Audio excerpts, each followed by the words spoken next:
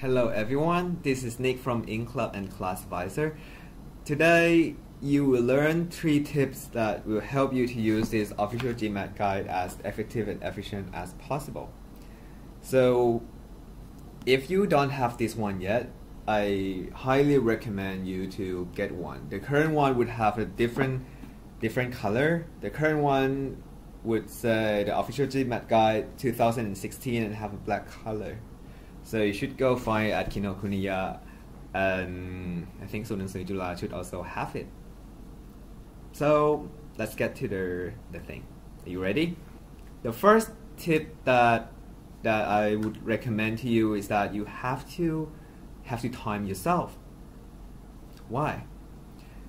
That's because if you do the GMAT questions, if you have seen the GMAT question, you have experienced it before, you will find that it's not that hard, really. But the reason that it's so hard is because in the real exam, the time is so short for each of the question. It's so much pressure.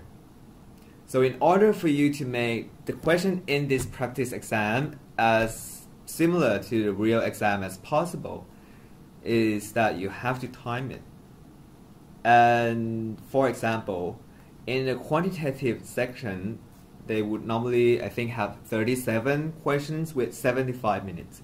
So each of the questions should not take more than 2 minutes, right? Or a little bit flexible on that thing, but shouldn't be too much variation. For the verbal, it would have 41 questions in 75 minutes, the same time, but a little bit more questions. So each of the questions should take less than 1 minute 45 seconds. On average, but that could be a little bit flexibility. For example, in the sentence correction, you might need to take a little bit faster, do it a little bit faster, maybe 1 minute 30 seconds. And in the reading comprehension, maybe it could be a little bit, well, longer than that. But it has to be approximately 1 minute 45 seconds, so that it could be as similar as possible to a real exam. The second tip is that you have to review it. You have to review it. If you get the question wrong, you have to review at the explanation at the end of each section, right? It has a very good explanation, maybe not long, but it got to the point. And because this one is the real questions, and I would emphasize this one again, it's very hard for you to find a real question anywhere except for the official GMAT guide. So you have to review it whether you got the question wrong, or you are not sure whether you got it right, you guessed it correctly, or even you got it correctly, you have to review it briefly whether you really got it correctly or you misunderstand about anything. Because you have to make use of that, because if you have done the exam and you don't review it, you might make the same mistake again, right? So make use of that, and this one has a very good explanation to it. The third one is that the real GMAT exam would normally make you feel harder than the question you find here. One, of course, because the pressure is different, right?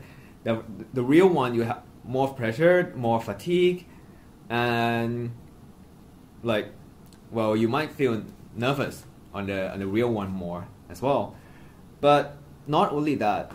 The other reason is that in the real one, the organization that make this exam normally try to evolve the question one step ahead of the question that you find in this book here. Well, let's imagine if you are the one that create this textbook or create this exam, you wouldn't want to have the technique and everything can be applied to those questions easily, right? So they will try to evolve that thing.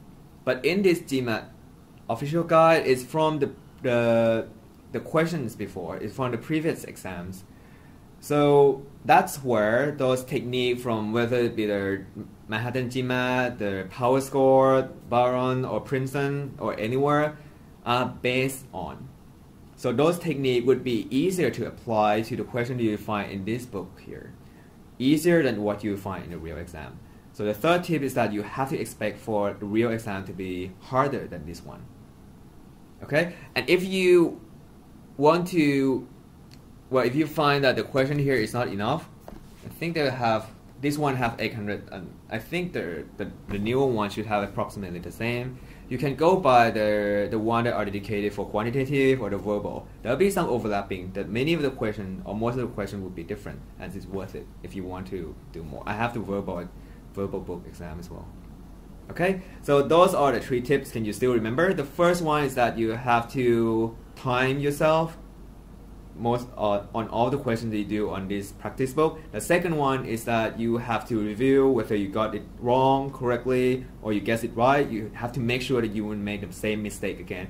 The third one is that you have to expect that the real exam would be harder, one step ahead of what you will find here, because those techniques that you find or any practice book or you go for tutoring would not be applied easily for the real exam, because they want to make it evolve a little bit harder. Okay, so be back again very soon for more GMAT video.